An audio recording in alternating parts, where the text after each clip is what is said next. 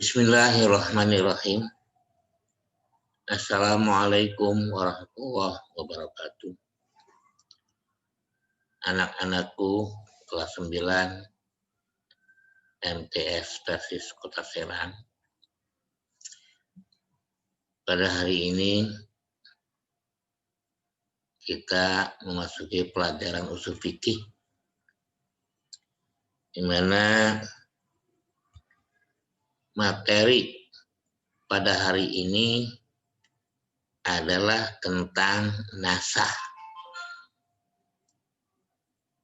Kalian telah mempelajari materi yang sudah, yaitu tentang mutlak dan muqayyad. Maka kita berpindah dengan materi yang baru, yaitu tentang nasah. Di mana pengertian nasah secara bahasa berarti membatalkan atau menghilangkan atau menghapus. Secara istilah, nasah adalah yang dimaksud dengan istilah usul fikih.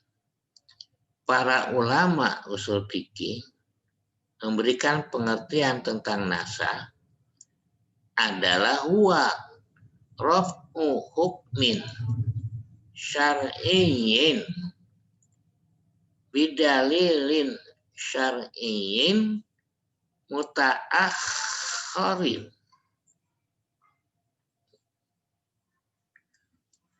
Penghapusan hukum syara' dengan dalil syara' yang datang kemudian. Maksudnya, hukum yang dikeluarkan pada waktu yang lalu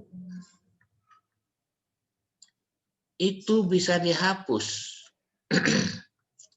dengan hukum yang keluarnya kemudian. Ya tentu dengan dalil-dalil syara' yang jelas. Jadi sekali lagi, menghapus atau menghilangkan hukum terdahulu itu berarti mempunyai hukum secara berlawanan. Contoh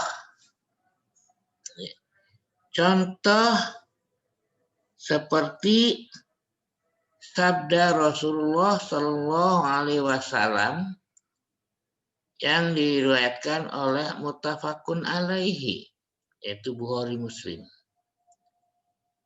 Anna Nabiyya Shallallahu Alaihi Wasallam aqama yastaqbilu baital maqdisi fi sholati sittata asyara syahron summa nusikha zalika bitolabit tawajjuhi ilal ka'bati.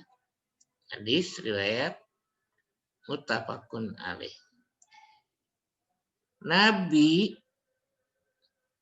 sholat ketika Nabi diwajibkan, ya Nabi bersama umatnya ketika melaksanakan Isra Mi'raj diperintah untuk melaksanakan sholat. Dan di mana menurut penjelasan bahwa Nabi selama itu mulai diperintahkan sholat selama 16 bulan itu menghadap ke Baitul Maqdis. Sebagai penjelasan tadi, aqama yastaqbilu Baitul Maqdisi fi sholati sittata asyara syahran.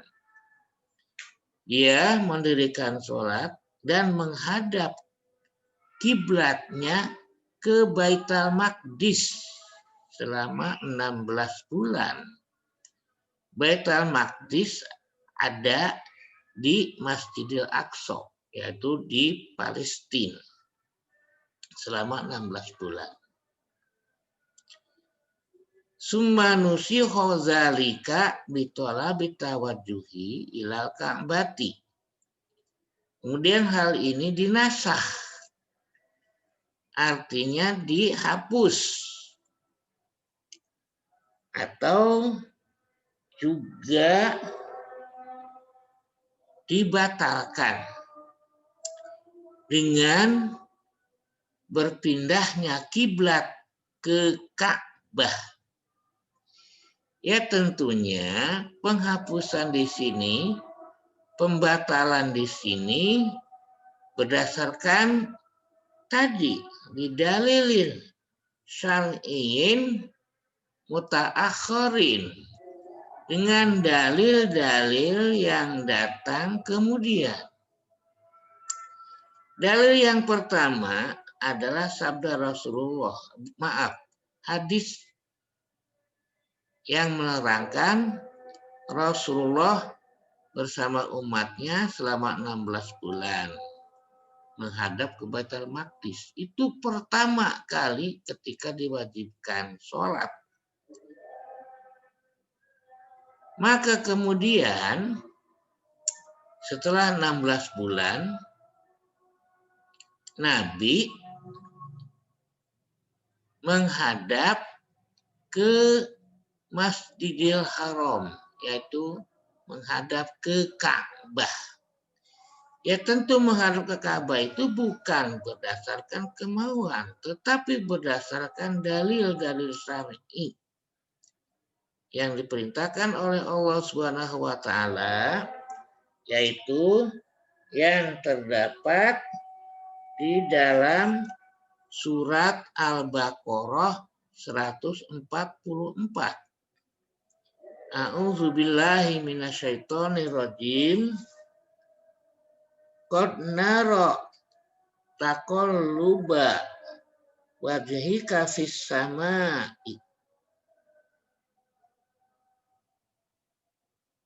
Kami, kata Allah, sering melihat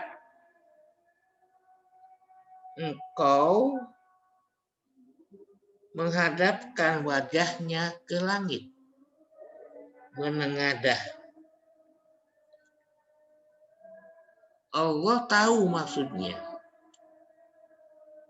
Rasulullah menginginkan kiblat bagi kaum muslimin itu bukan ke Baitul Maqdis, tetapi ke Ka'bah yang ada di Masjidil Haram, sebagaimana kiblatnya Nabi Ibrahim.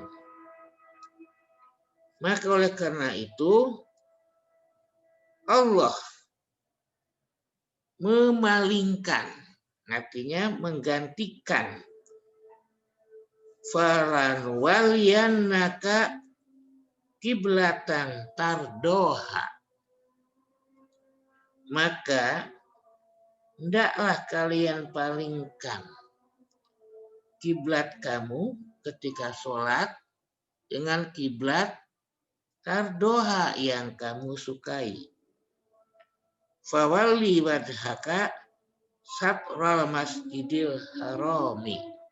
Maka oleh karena itu palingkanlah wajahmu ketika sholat ke Masjidil Haram. Yang dimaksud adalah Ka'bah. Nah, di sini Rasulullah tidak semata-mata menghapus atau menggantikan kiblat dari Baitul Maqdis ke Masjidil Haram, tetapi berdasarkan dari dalil-dalil syar'i atau petunjuk atau perintah yang ada dalam surat Al-Baqarah 144. Itu salah satunya contoh ketika habis sholat yang semula menghadap ke Baitul Maqdis, maka dia bersama umatnya menggantikan kiblatnya ke Masjidil Haram berdasarkan dalil syar'i dari surat Al-Baqarah 144. Itu contoh yang pertama. Contoh yang kedua, seperti hadis Rasulullah, di mana Rasulullah bersabda, "Nahaitukum an ziyaratil kuburi." Aku pernah melarang kepada kalian untuk menziarahi kubur. Itu Rasulullah dahulu menyatakan demikian. Haram atau melarang untuk mendatangi kuburan berniat untuk berziarah. Kemudian dalil selanjutnya, dari sudah sekian tahun Rasulullah justru memerintahkannya, al-ana fazuruha, maka sekarang silahkanlah ziarahi kuburan-kuburan itu.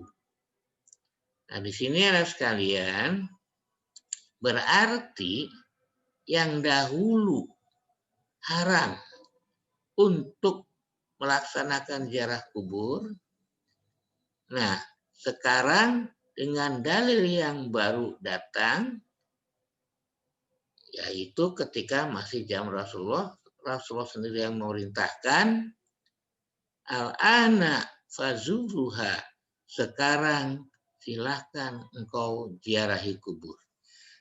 Maka larangan untuk ziarah kubur yang tempo dulu Rasulullah haramkan, maka dengan dalil yang baru maka diperintahkan untuk melakukan ziarah kubur.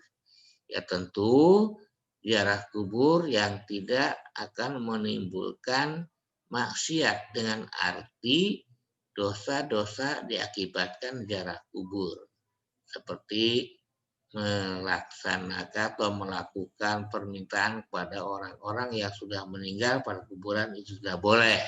Ya, itu jangan ada larangan-larangan yang sampai ke situ. Dan yang contoh yang ketiga, seperti di dalam hadis Rasulullah melarang untuk menyimpan daging kurban lebih dari 3 hari. Tetapi kemudian beberapa tahun Rasulullah membolehkannya. Nah, itu tentunya berdasarkan situasi dan kondisi. Mengapa Rasulullah melarang ziarah kubur? Karena Rasulullah melarangnya ketika itu orang-orang Islam baru masuk Islam yang akidahnya masih melekat kemusyrikan. Khawatir kalau ziarahnya itu menimbulkan kemusyrikan. Kemudian yang kedua, mengapa Rasulullah melarang menyimpan daging kurban itu lebih dari 3 hari?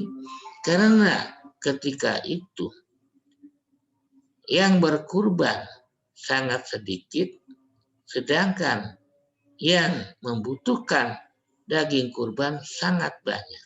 Maka oleh karena itu Rasulullah melarangnya. Tetapi kemudian dengan hadis yang datang baru, Rasulullah membolehkan. Karena ya mungkin situasi dan kondisi pada waktu itu yang berkurban sangat banyak, sehingga yang membutuhkan sangat sedikit, maka boleh menyimpannya. Itulah anak sekalian, itu yang dinamakan nasah. Nah,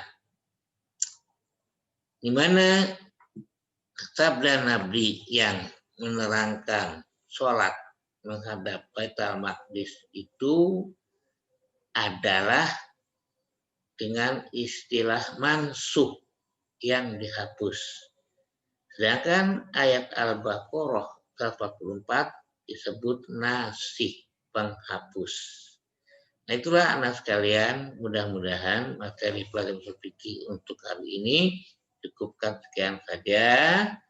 Maka untuk materi selanjutnya, insya Allah pada pertemuan yang akan datang. Wassalamualaikum warahmatullahi wabarakatuh.